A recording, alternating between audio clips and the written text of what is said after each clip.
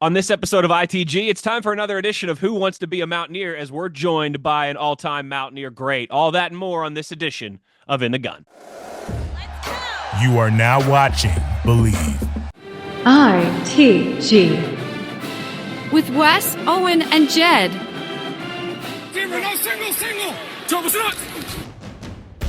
I've got the best teammates in the business. No way! They both played the game. They both know the game. Owen is the runaway beer truck known for having some fun. Owen Schmitt, you have a podcast, In the Gun.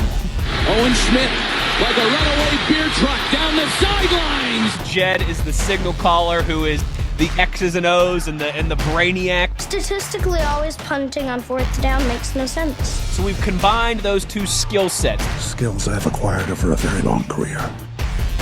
You are In the Gun.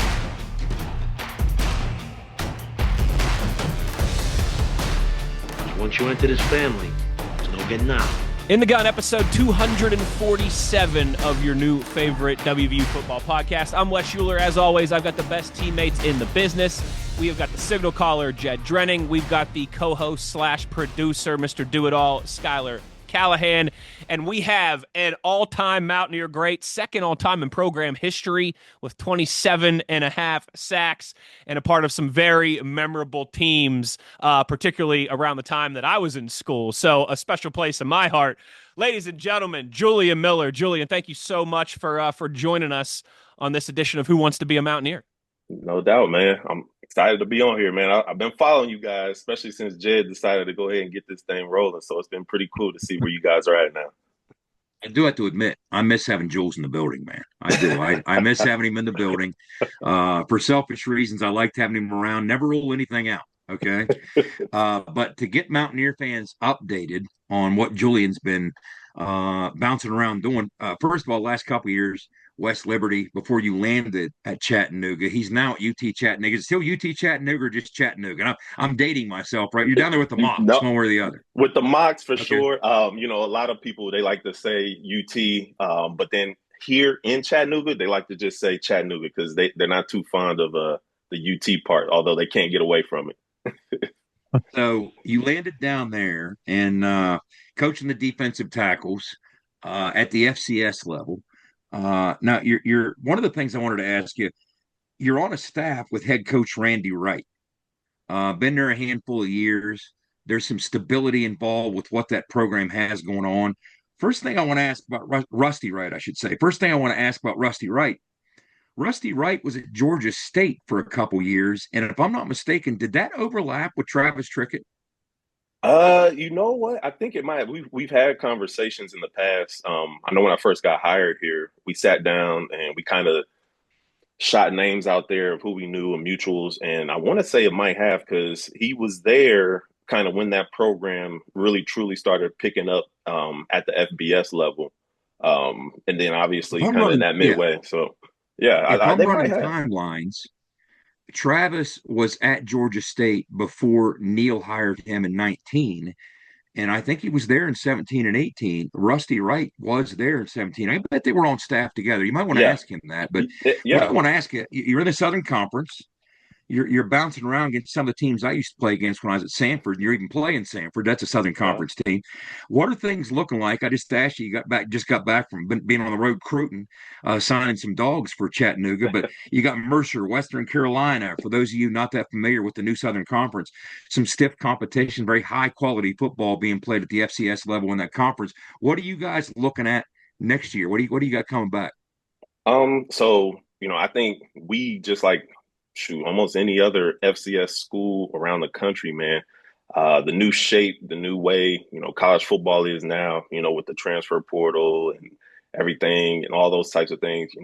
You get some guys in, you get some guys out. And, we've done a really good job here kind of recouping of some of the guys that we lost. The big thing is just, maintaining stability when it does come to at this level with your roster management, things like that. So Coach Wright has done a good job kind of having a plan in place. As assistant coaches, it was our duty to go out there, especially during this like recruiting cycle. Obviously still trying to get the best high school players available. But, when it came to plugging players in, just trying to get guys who can truly help us fit into our schemes, fit into things. So, the best thing about playing in the SoCon that I've been here now, man, and to be honest with you, every week is a battle, and every team, this right now, I want to say over the past decade, there hasn't been a repeat champion in this conference. So a lot of teams have gotten opportunities to win. And there's every week you got to kind of bring your best game. So when your roster shaping out, you want to make sure you put the right guys in place and everything like that. So we've done a really good job, I think, recouping. We lost a good amount of guys. Heck, we even lost one guy up there to Morgantown, Jordan Walker, one of our safeties. But nonetheless, it still has been good. Those guys honestly kind of paved the way for some of the guys that we brought in, and even some of our younger guys, to know that, at this level, if you can play, if you can, have good production, hey, obviously still here, opportunities are there, but hell, it might be elsewhere too. Yeah, what's critical now more than ever with the changes in the game that you've talked about, if you're going to get kids from the high school level, the days of being able to develop them for 2, 3, 4 years are over. So they better be immediate impact type players. Now, I can speak to this because I'm somewhat familiar with that area down in that corner of Tennessee. I used to travel through there going to and fro from Birmingham, going to Sanford all the time. But that is adjacent to a ton of high school football talent. That's a talent-rich area, not just that part of Tennessee, but you're nearby Alabama. You're right near Georgia, right in the corner there. So you have some pickings down there, don't you? Oh yeah, man. To be honest with you, majority of our coaching staff, we were literally an hour and a half outside of Metro Atlanta. Right now, just in the landscape of things, there's a lot of talent coming out of there. So, we're able to recruit Georgia heavy. Alabama always is going to have really good players. So we're able to recruit a lot of Alabama players.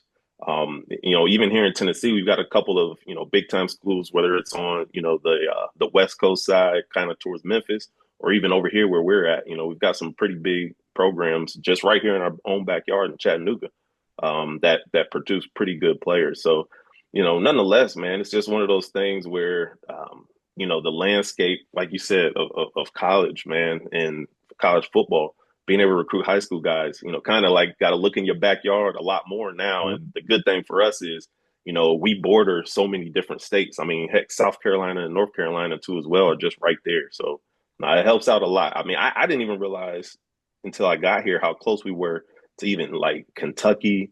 We'll even get all the way up to, even the Southern Ohio, Cincinnati area. So. Well, what Jules understands, and those of you who aren't as dialed into the coaching profession as we are, what he's doing is resume building.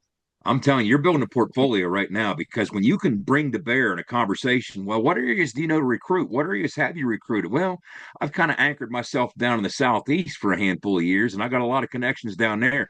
That has some sizzle to it. So no doubt about that. That's going to, from a brand equity standpoint, personally, you're improving yourself there. The last thing I'm going to ask about Chattanooga, when I pop the hood and take a look at what you guys got ahead of you next year, first of all, you open on the road at Memphis. That has to be kind of interesting to be watching that bowl game against West Virginia with an appreciation that, hey, that's who we're going to be playing in a few months. But also, what's up with that schedule with only 5 true home games on it? How'd you get shorthanded there? Man, to be honest with you, it wound up being a situation where I know Coach Wright, he kind of, last year, our schedule was pretty stacked. We started out the gate. We played Tennessee at Tennessee. Then the very next week, we went down and played Georgia State. And then we playing a lot of times a FCS school, playing 2 FBS schools back to back, especially you go from a big time SEC school like that. And then at the beginning of the season, it kind of was a thing. So going into this year, obviously conference wise, that always is going to wind up shaping up the way it does. But just non-conference wise, we had an option, I think, at some point in time to play Portland State again. And then instead of going all the way out there to Portland, we got a little bit closer, but we'll be playing Tarleton State down in Texas. So, it was just a great opportunity for us. The biggest thing for us is that our did my phone go out? My bad, guys. No, you're good. You're good. All right. You're good.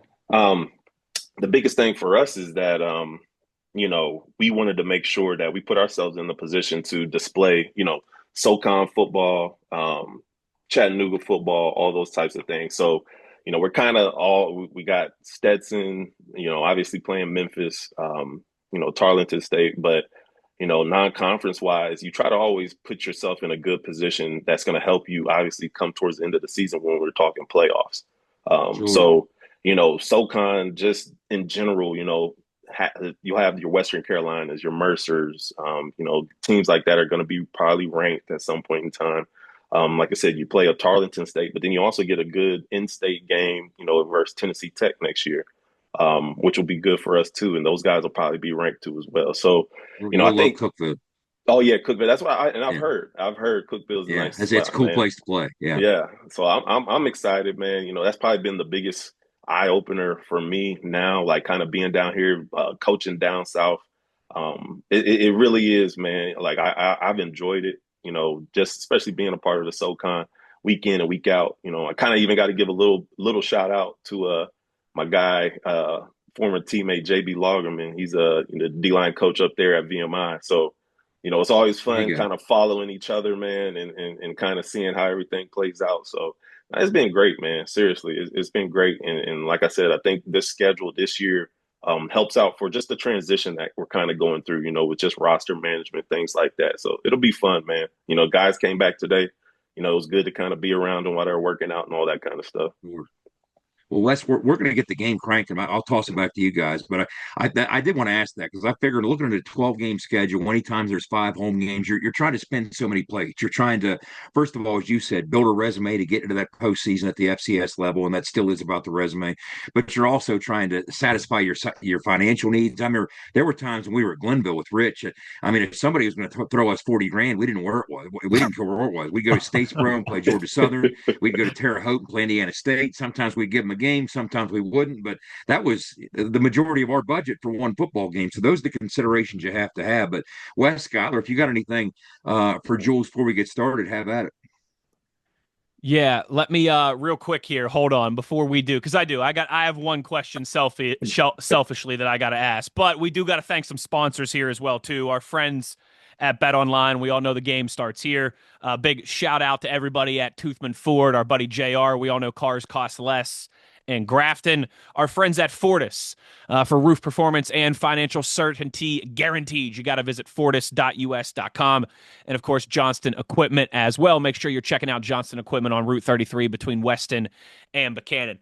All right, Julian, here's what I got to know. So you and I had a decent amount of crossover at the times that we were in school. 2009 was my freshman year. So you're part of a group that is near and dear to my heart because you guys, it was my first 3 years were those last 3 years of the Big East, WVU's time in the Big East. You guys went 3-0 in the brawls those 3 years. Of course, the Tyler Bittenkurt walk-off, the slaughter of Pitt up at what was Heinz Field at the time, now Acrisure Stadium, and then the final Big East game where we had to come back and you guys won 21-20, I believe it was. And that was the game, I think, in particular, you and Bruce just, ran poor Tino Sinceri ragged. What did you guys have? Like close to a dozen sacks in that one. So just teaser alert.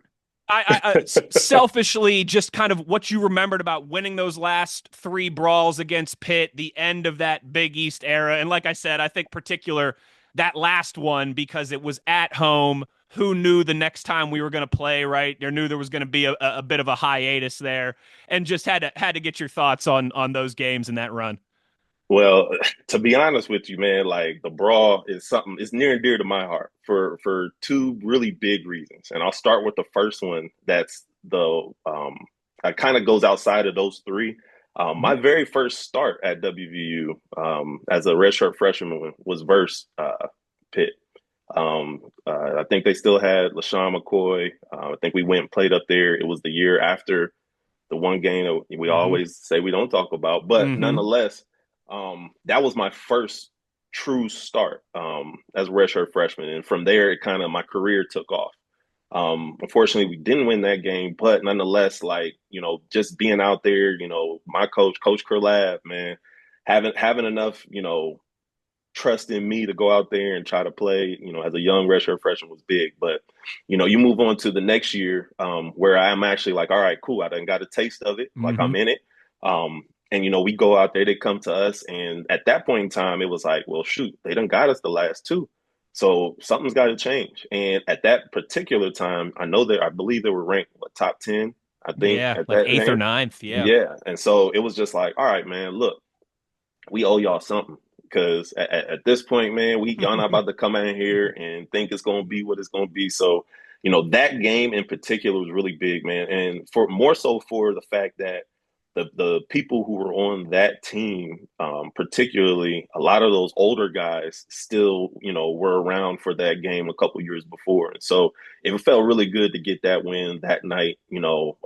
Heck, I always loved playing, what was it, Black Fridays or whatever, whenever we would play. Yeah. Like, that was always awesome, man. Like, we're sitting there, and it was probably the one time, like, throughout the year, like, Thanksgiving was always my favorite holiday, but, like, during my times at WVU, to be honest with you, man, I was only thinking about one thing only, and I was beating Pitt. So, like, that was kind of big during those times. So, then you go into the next year, man. I mean, heck, how can you not be fired up about those pro combats?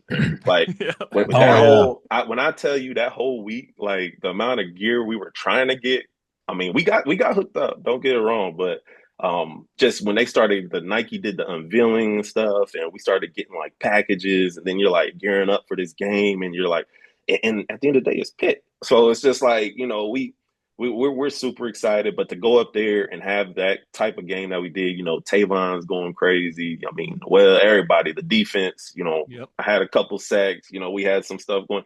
I mean, that was it's always a pleasure to go up there. And mind you, for me, like I said, my first start was up there. We didn't win. So I wanted to at least make sure I got a win up there.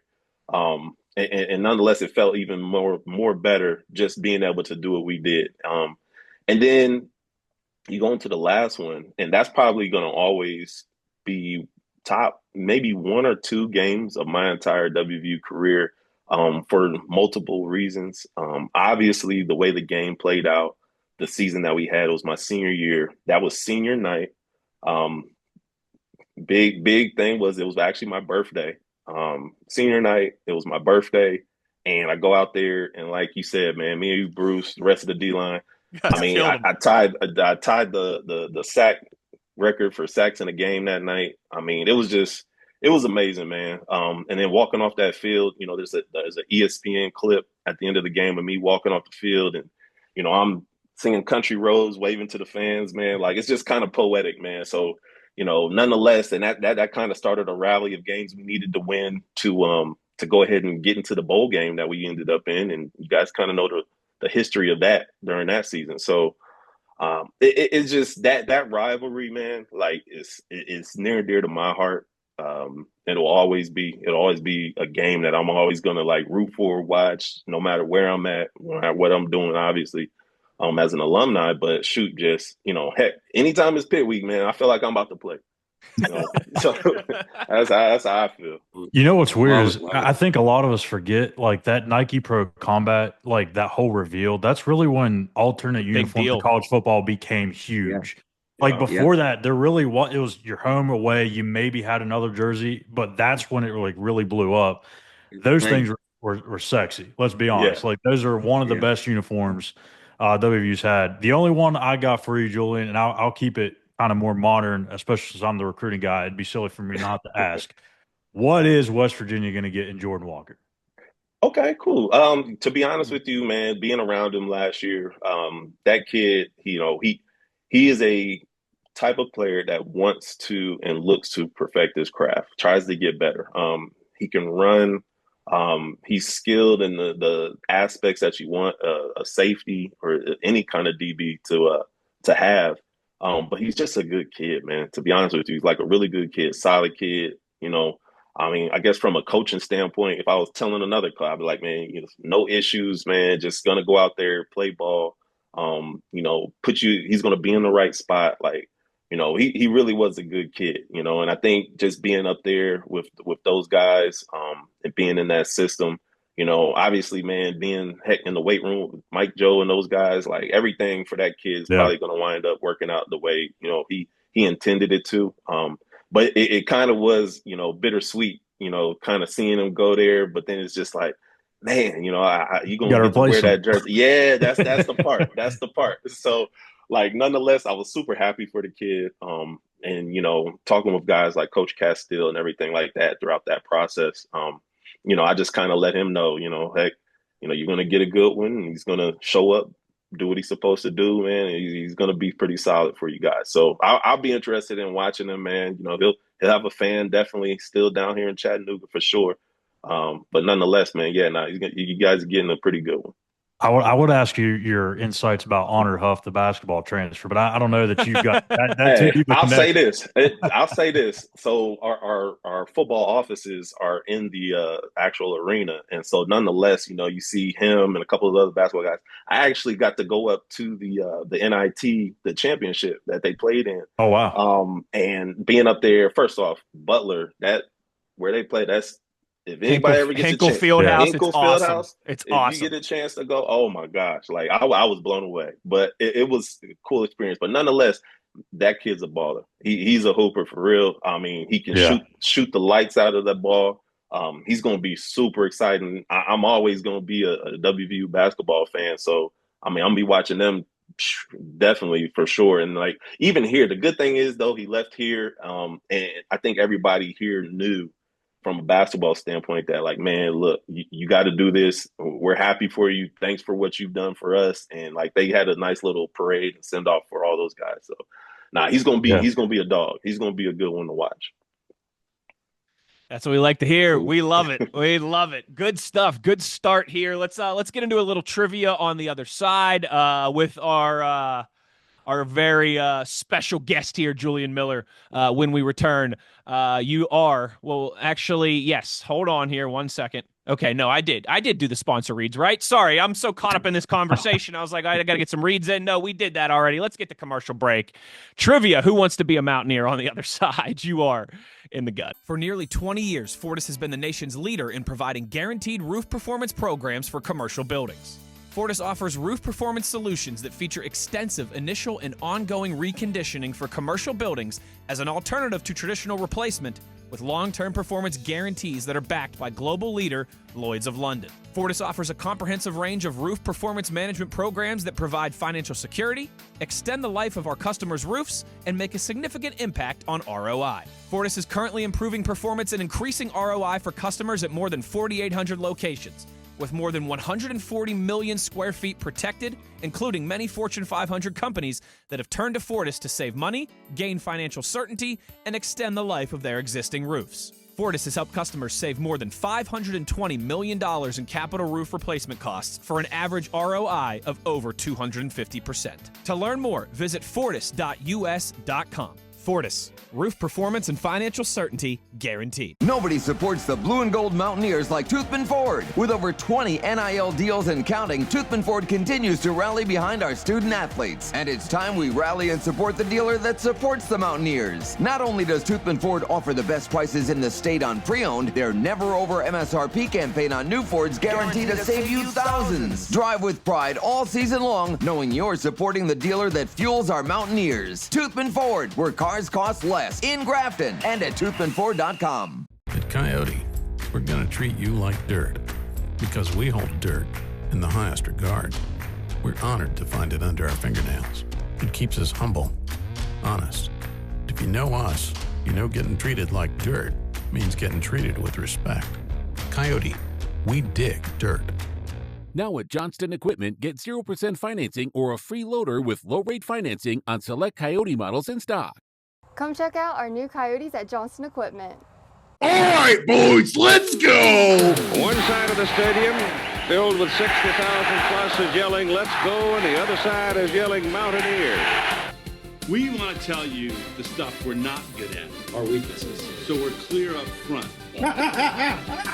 Owen's cracking up. You just lost to your own game. You're outgunned and outmanned. Who wants to be a Mountaineer?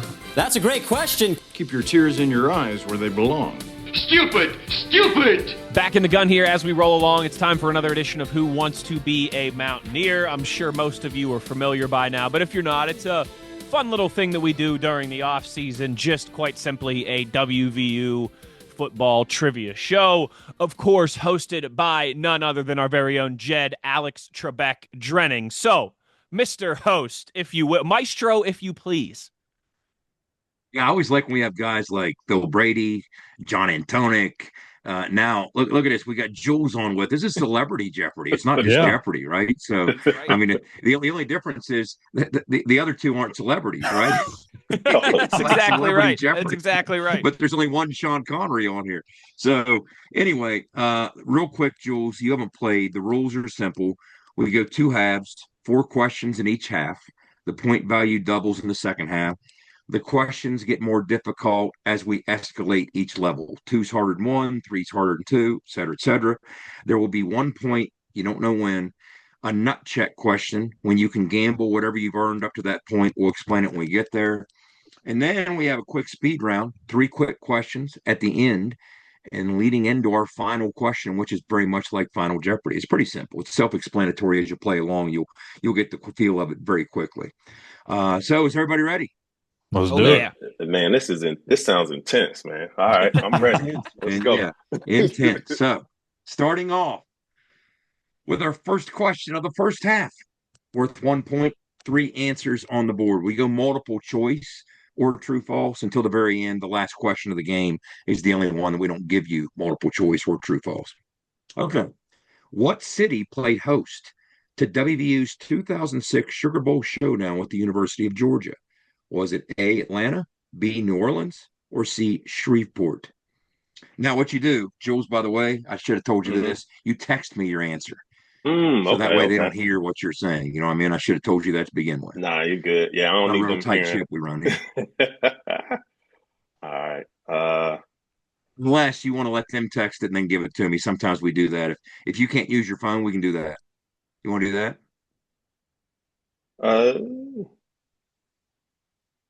If it's easier for you not to text, it's up to you.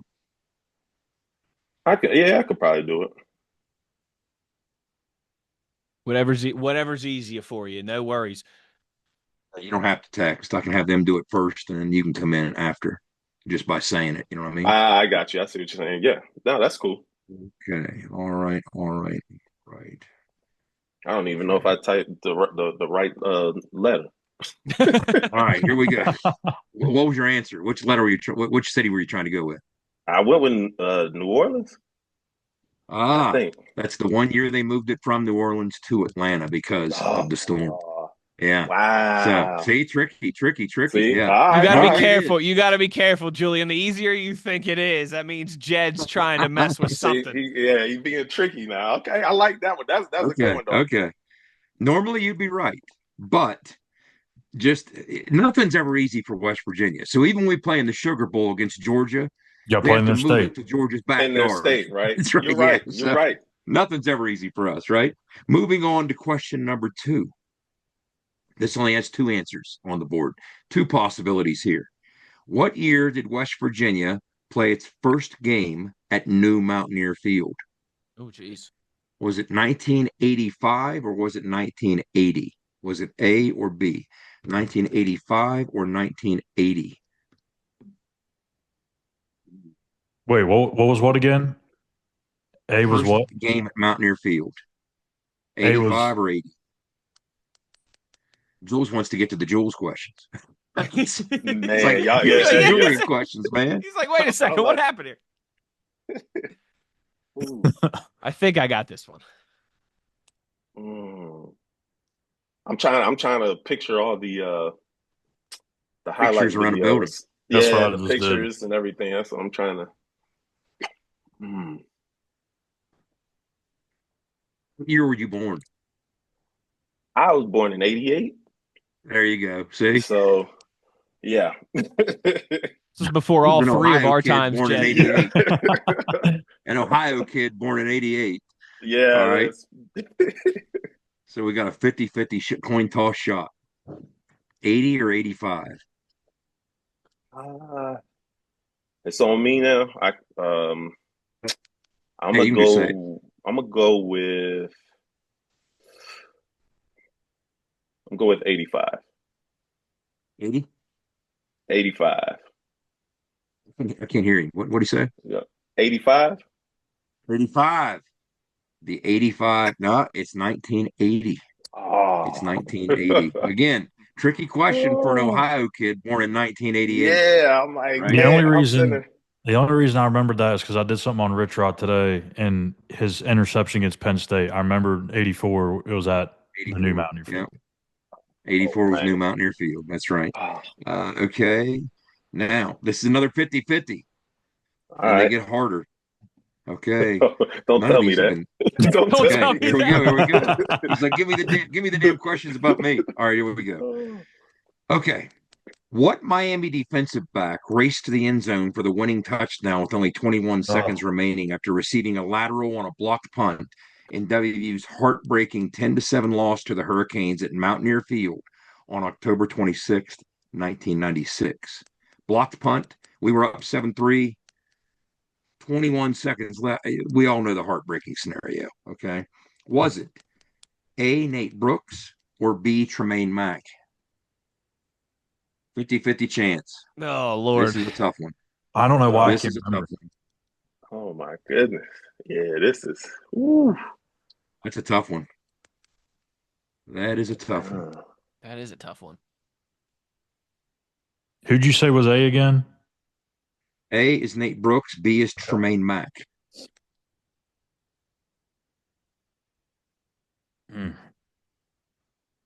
I'm guessing on this one. Okay, they answered. If you just want to say it, Jules, who do you think? Do you think it's Nate Brooks or Tremaine Mack? I'm going to go with Brooks. You know what? You, sir, are correct. It is Nate Brooks. Wes and Schuyler both said Tremaine Mack. What happened was Nate Brooks received the lateral from Jack Hallman off the blocked punt by Tremaine Mack. So Tremaine Mack blocked the punt. It was picked up by Jack Hallman, who lateraled it to Nate Brooks. And trust me, that's way more than I ever cared to talk about that play. But that ties the game 3-3. 3 apiece. There we go. Trays wide as we approach the final question of the first half. So it's 3-all. All right. We got us a game, gentlemen. Here we go. Final question of the first half. We take a break after this, Wes? Is that what we do? I mean, we did take a break already, so we can just keep it rolling if you want to. Might as well just keep it rolling. All right. Okay, we can do that. Here we go.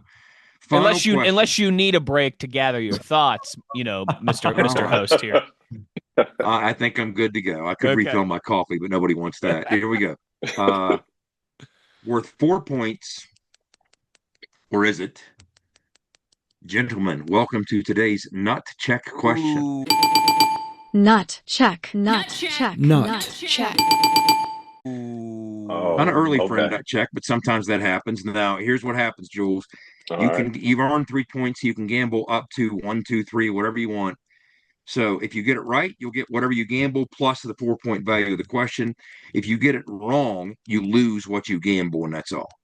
So, what do you want to gamble? 1, 2, or 3? I'm all in. Put me down for one. Put me down for one. Okay, I like it. Strategy. I like it. Yeah. Put me down for one. Wes and I live a little I like it. All right. Julian said, I'm not getting shut out into halftime here. I'm at least taking something with me. All right. Now, here we go. Paced by Julian Miller's career high 4 sacks. Of course.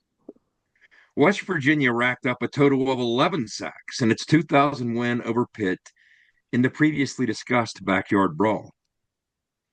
How many of those 11 sacks? Is my voice cracking like a teenager here? Is that just me? A little bit. You're just excited. Listen to that. How many of those 11 sacks came on Pitt's final possession, which started at the Panthers' 34-yard line with 1:40 remaining in a 2020 game? So here's the scenario. You're going to have 3 options here, A, B, or C. But what I remember about this, Pitt just needs a field goal to win it. It's 21-20. Plenty of time, 1:40. They're on their own 34 after the punt. So they're in pretty good position, right? To start. It was a very nervous scenario. Okay. Yeah, anybody who was there, I was on the sidelines. I was in the student section. How many sacks? How many sacks?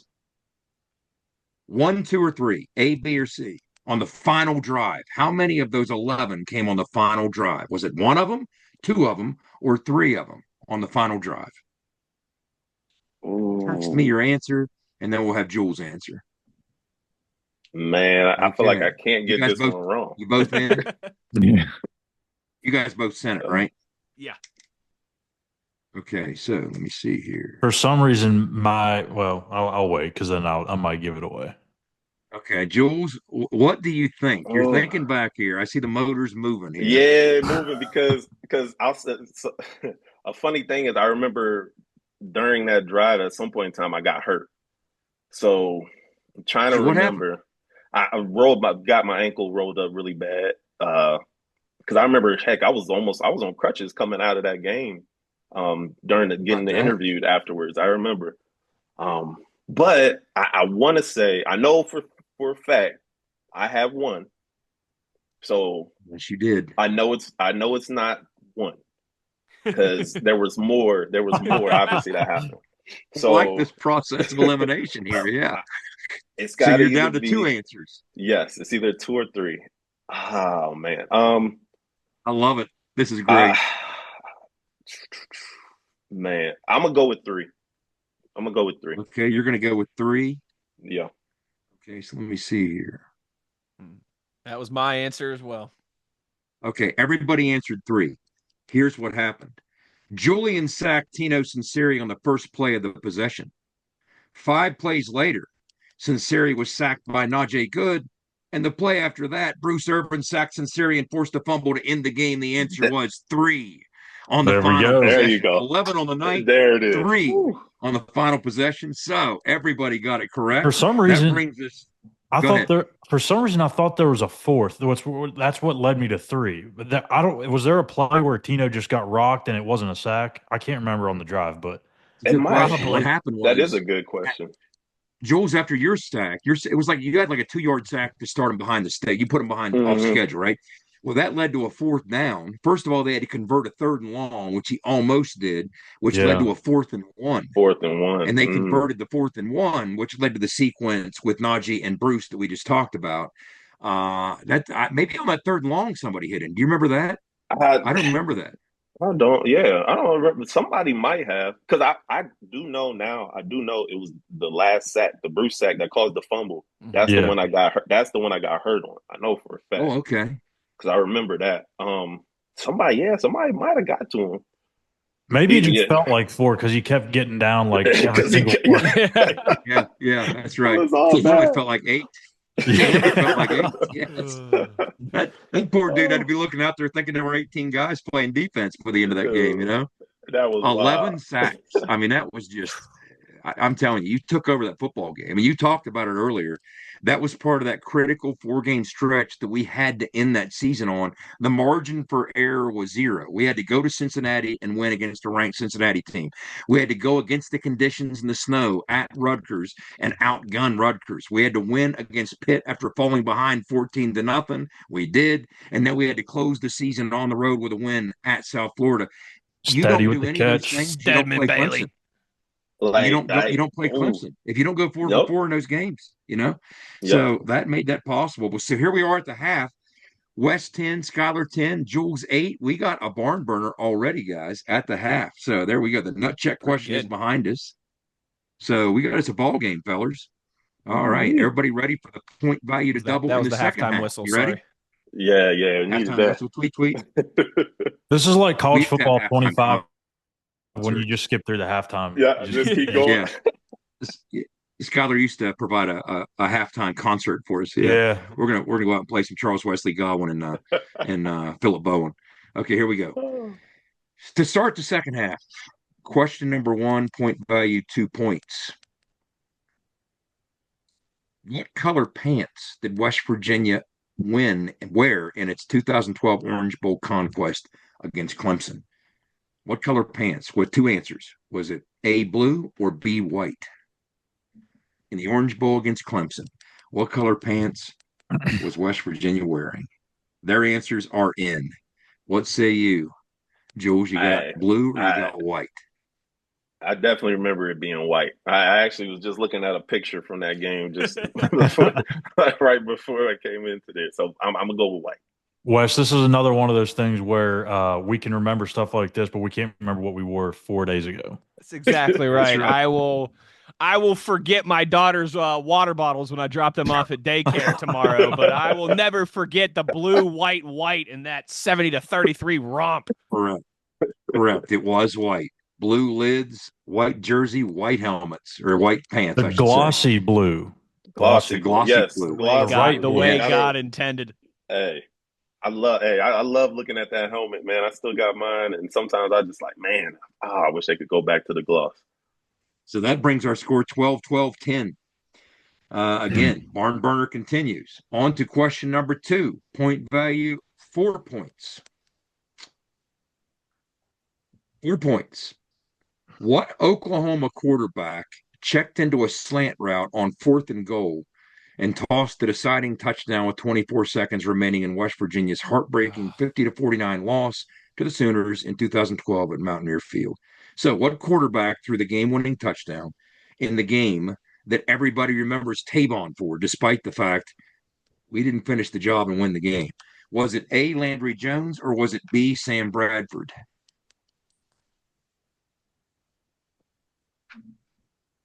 See, I was at this game too, but those memories aren't quite as fond. You know what's crazy? This was actually my first game back. Yeah, this was my first game back, like to watch, like being on the sidelines and not playing. Okay. So okay. That's that tough. Actually, their timeline really. That was also too my first time really truly getting the tailgate. So that contributes to you may not remember this one. That's right. Yeah, I remember all the Landry good Jones stuff. Or Sam Bradford. Which you got 50-50. All right. Did they already give their answers? I did. Yeah. All right. I'm a. You know what? I'm gonna roll with Landry. For the simple, I'm gonna roll with Landry. What's your reasoning? Reasoning being my freshman year was the Fiesta Bowl year, and I remember Sam Bradford being the quarterback. There you go. Landry Jones it is. Everybody gets it correct. And correct me if I'm wrong, wasn't Sam Wes the last quarterback to get the big contract before the rookie deals were restructured? Correct. I think he was the last guaranteed, like $80-some million quarterback. Yeah. Yes. So that takes us to 16-16-14. Wow, I tell you what, we're coming down the stretch with a tight one here, fellers. Question 3. We have 2 remaining questions, then the speed round, then the final question. All right. Question 3 is worth 6 points. A little tougher, and there are 3 answers on the board. Which is it, A, B, or C? The final game of both Bobby Bowden and Bill Stewart's tenures as head coach at West Virginia came against which school? Was it A, Maryland, B, North Carolina, or C, North Carolina State? The final game of both Bobby Bowden and Bill Stewart's tenure at WVU. Who was it against? What team? Maryland, North Carolina, or NC State? Okay. Wes, you got yours in? Wait, hold on.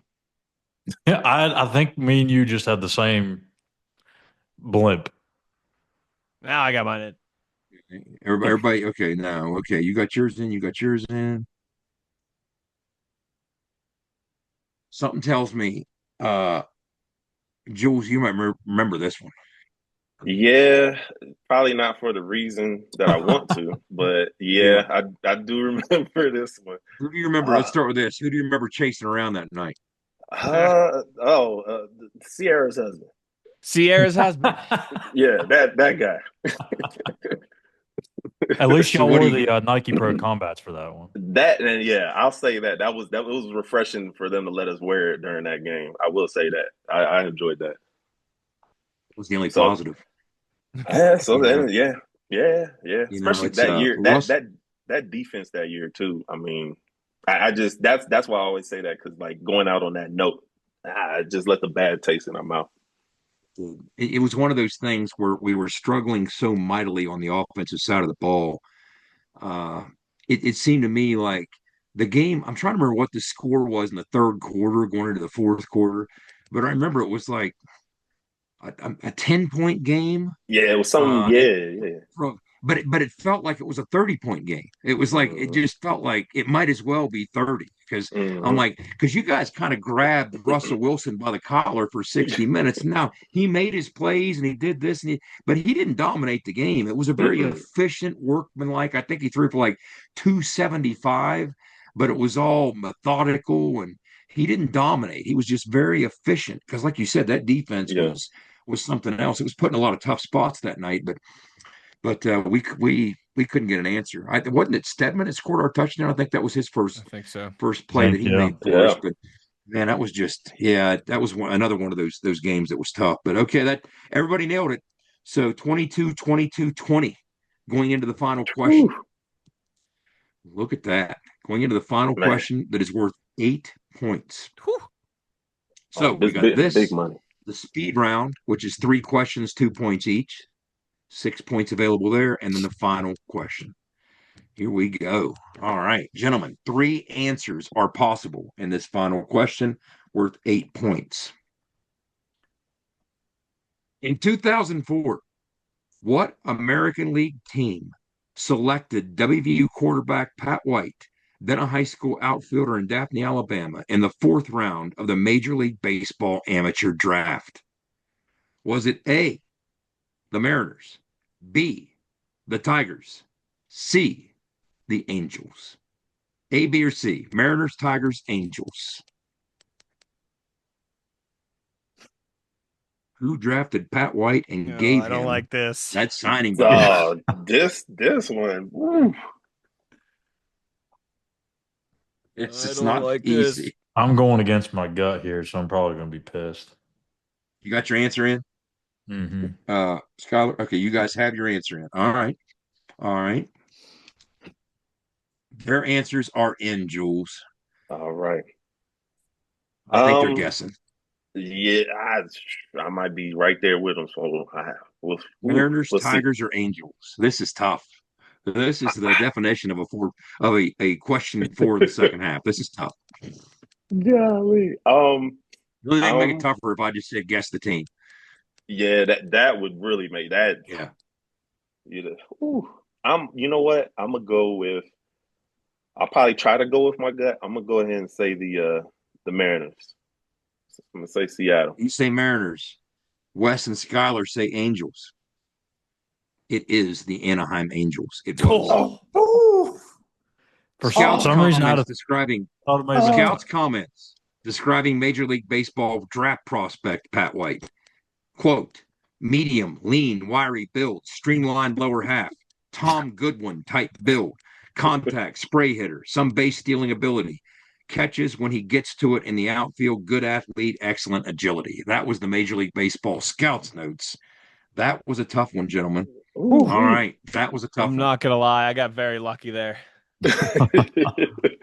30, 30, 20. And everything's up for grabs here. All right. Everything.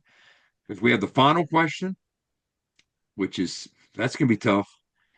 Here we go with the speed round. So what we do here,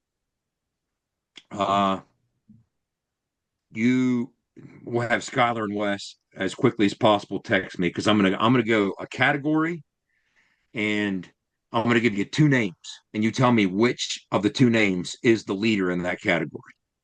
That's it. And each of these are worth 2 points. Everybody ready? Let's do it. Okay. First category worth 2 points. More career passing yards. Clint Trickett or Major Harris? Wes, Schuyler? I'm in. Okay. Their answers are in, so Jules, you can answer. Clint or Major? I'm going to go Major. Major. All right. Question 2. More career wins at WVU. Bill Stewart or Jim Carlin? They'll answer first, then you can answer. This guy's in. I'm in. We're both in. What say you, Jules? Go with old Bill, man. Go with my guy. Going with Stu. All right. Question 3. All right. This is the final one. Shoot me your answers. More career sacks, Julian Miller or Gary Stills? Oh. 2 sack masters. Battle of the sack masters. Oh, man. I honestly don't know. I feel like I should know this. Jules, what say you? Did you have more than Gary Stills? The debate has been out there sometimes, but yeah, I believe so. All right. So here's what we're gonna do. We're gonna go through these one at a time real quickly. More career passing yards. Wes and Sky said Clint. Jules said Mage. Clint Trickett threw for 48.90. Major Harris threw for 51.73. It is Mage, 2 points. Taking Jules to 22. Okay. More career wins. Bill Stewart or Jim Carlin. Jim Carlin had 25. Stu had 28. Everybody got that one. Okay. So that makes it 32, 32, 24. Finally, more career sacks. Jules or Gary Stills? Julian had 27.5. Gary Stills had 26. You all three nailed it. 26, 34, 34. Actually, Julian listed number 2 all time behind only Canute Curtis, who has 34.5 at WVU. So you're talking to the number 2 all time sack leader here. Oh, yeah. On ITG. There we go. So our score as we head down the stretch into the final question. And what we'll do, Jules, you submit. Everybody will have a chance to submit how many questions or how many points you want to gamble. And after I give you the category. Okay, so right now the score is 34 Wes, 34 Schuyler. Is that what you have, Wes? I always have you double check my math. And Jules 26. 34, 34, 26. Okay. So now here's the category, and then you submit your total that you want to bet out of those point totals. You can gamble up to everything you have, but the rule is you have to gamble at least half of what you have. Makes sense. Cool. The category is quite simply over at the half. Over at the half. So, how many points you guys gambling? What do we got? Ooh, okay. Wes, it gets interesting every week when you give me one of these. Schuyler? Okay. Well, okay. This is getting more intriguing.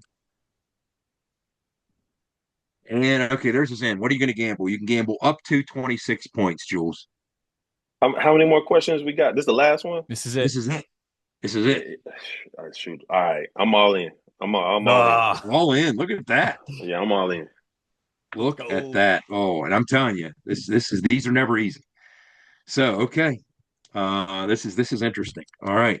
Final question. Category over at the half. West Virginia took Clemson behind the woodshed in the 2012 Orange Bowl, winning 70-33. The Mountaineers trailed 17-14 after the first quarter. WVU ran away with the game in a lopsided second quarter, swelling up on defense to hold the Tigers to a field goal, while Geno Smith and the offense erupted. Quite simply, what was the halftime score? So I know our part. Yeah, repeat. I'll repeat the question. All right. There's a hint in the question. Yeah. We beat Clemson 70-33, trailed 17-14 after the first quarter. Then WVU ran away with the game in a lopsided second quarter, swelling up on defense to hold the Tigers to a field goal while Geno Smith and the offense erupted. What was the halftime score?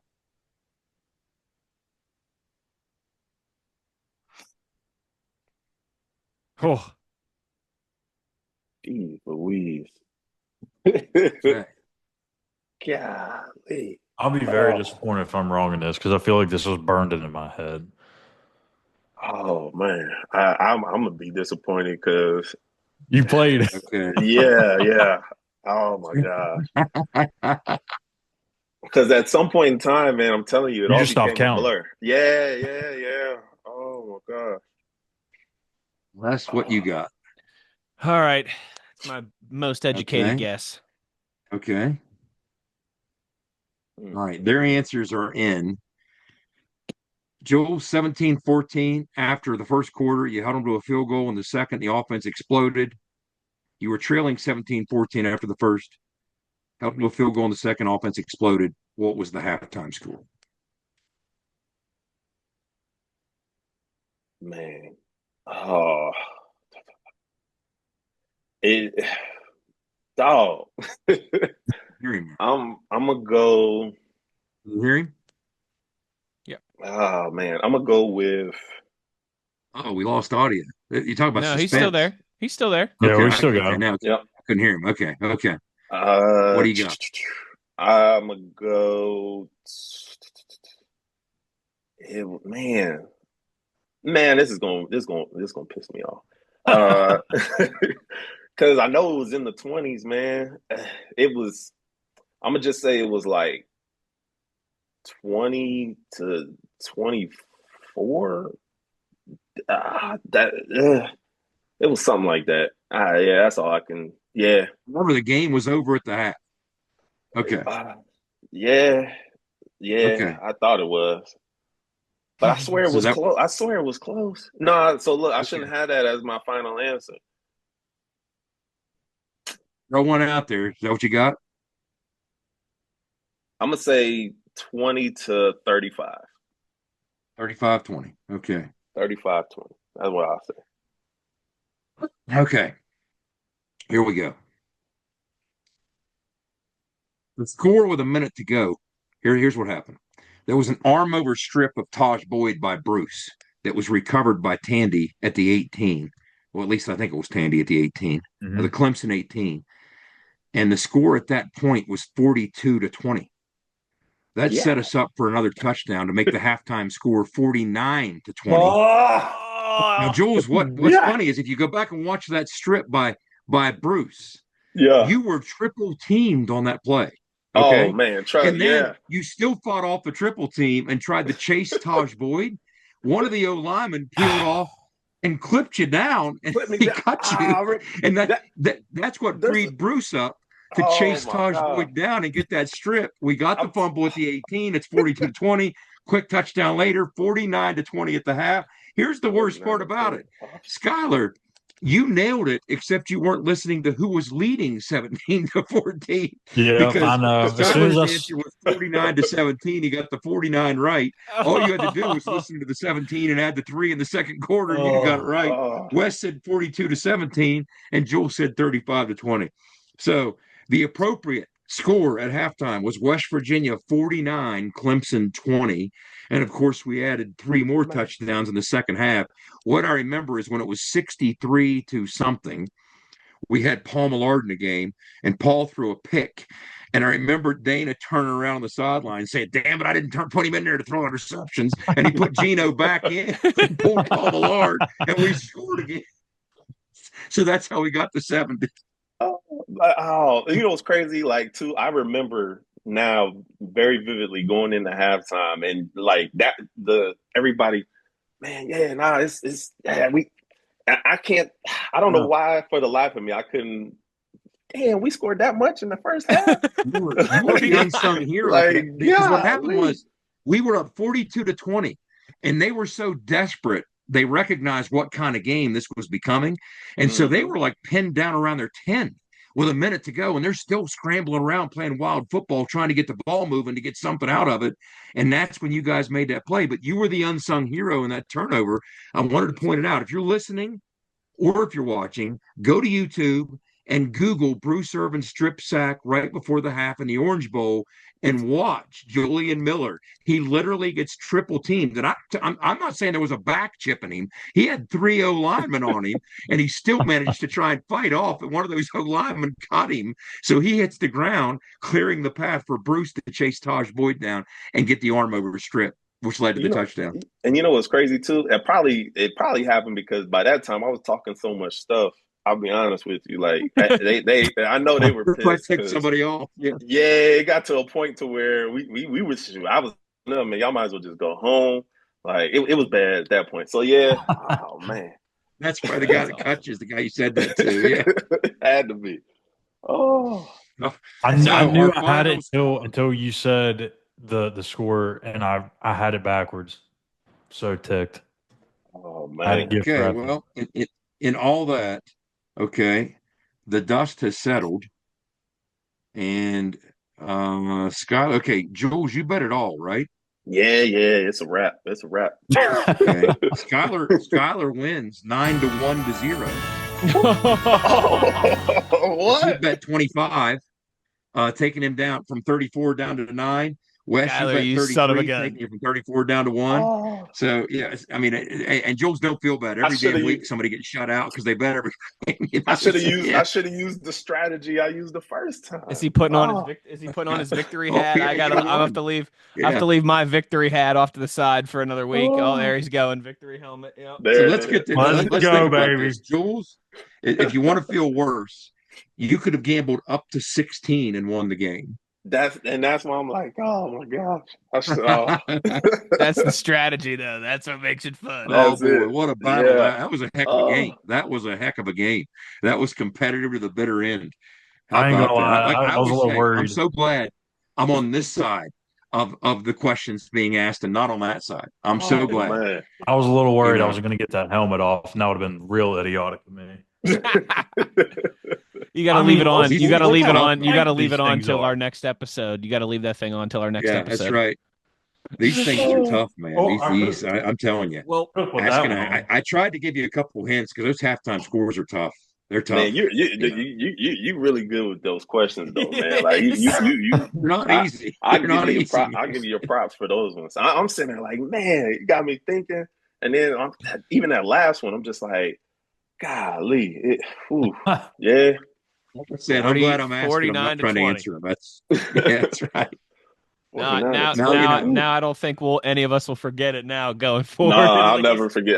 We always encourage people. We're on the Bill Stewart Scouts Honor System. If you're listening, tell us in the comments how you did. Yep. We want to hear your score. So we encourage you to play along. All right, there you go. But now you can say you played against the number 2 sack leader in West Virginia history. Ladies and gentlemen, Julian Miller. How many career sacks against Pitt? You had 4 in the one game. Didn't you have a couple in the other? 4. Yeah. I had 4 in that last one. The year before, I won 1 or 2. You know what? I bet I can answer that question if you guys talk amongst yourselves. And also, too, I want to give Julian some props. I mean, I tell you what, I think he's probably right up there with maybe Phil Brady, I would say, in terms of like former player guests that have accrued the most points. And I know, like, we all go all in and do different things, and you lose them all or almost all of them at the end. But at one point, I mean, I think you had one of the like we had some higher scores going in this game. That was good. That was well done.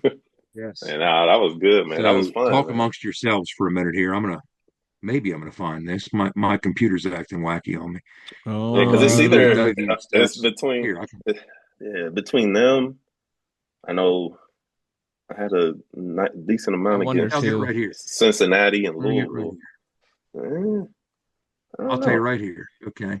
I got you pulled up. Let me go with your logs here. Okay. Yeah, he's going with the game logs. Marshall. Okay. I got it right here. Pitt, 18 solo tackles, 24 solo sacks, 5.5 tackles for loss against Pitt, 5.5 sacks against Pitt. 5.5 sacks. Okay, so then that year before was the one a forced fumble as well too. Yeah, it's one in 2010. On Tino, 4 in 2011. Let me see, 2008. Yep, you had half a sack in 2009, 1 sack 2010, and you had the 4 sacks in 2011. You feasted against Pitt Thanksgiving weekend each year, man. You didn't leave with an empty stomach, did you? Nah, man. Those, like I said, those were always the best time of the year, man. Getting up for that game, and we'd be staying all the way out at what was it? What was the place? Lakeview? Was that what it was? Man, we'd be staying out at Lakeview, man, and you get ready, you bus over for that night, and the fans that were still in Morgantown or came into Morgantown for the holiday week, man. Like it was always just a great atmosphere, man. Great game, man. Like I said, I enjoyed every bit of it, man. What's your bye week this year? We got a home game? You know what? I think I did look at that. I don't know. Our bye week is like, it's like middle of the season. So like we go 6 out the gate, bye week, and then another 6. Ours is pretty early this year, right? I'll tell you what. When I compare it against this, Wes, I'll tell you his bye week's October 11th. Where are we? October 11th, I think is. This sounds about when ours is. I was gonna say, I think it might be. Probably. Yeah, because we're out at BYU the week before. Mm-hmm. So get back that's our I bye know, week. man. That's our bye week as well too. Yeah, that's probably been the biggest adjustment to being down here now, man. I'm not able to just shoot over to go to a game, see all the guys. Yeah. Man. So you're not West Lib anymore. That's right. Yeah. Nah, not right down the way. Well, I'll tell you what, this has been fun, man. We appreciate you coming on. This was really fun. You guys. Go ahead. Sorry for interrupting you there, but thanks so much for doing this, man. Seriously.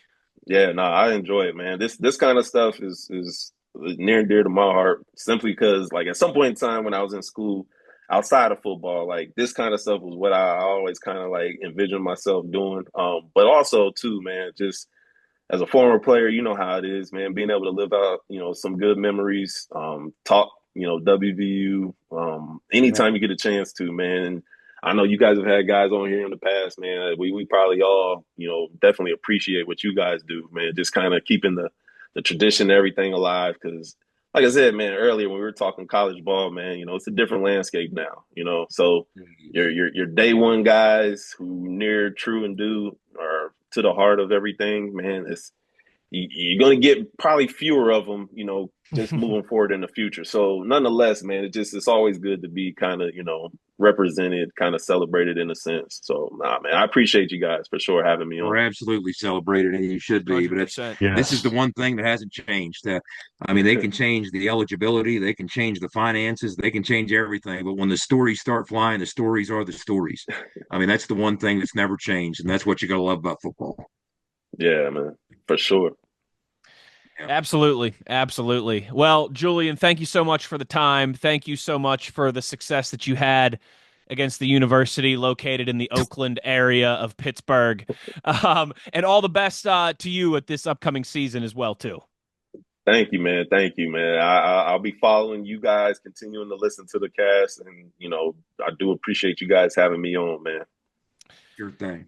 Well, for the Beer Truck Big O, for the Sackmaster Julian Miller, the producer co-host Schuyler Callihan, and of course the signal caller Jed Drenning, I'm Wes Uhler. The one thing we ask you before we get out of here is to be an ear and tell an ear about your new favorite WVU football podcast. Take care, everybody. We'll talk to you soon.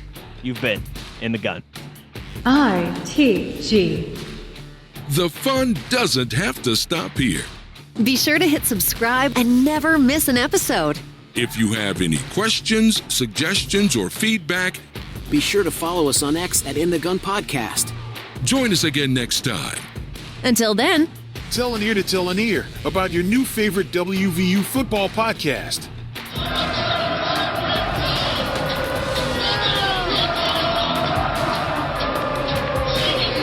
This mission is over. It's over.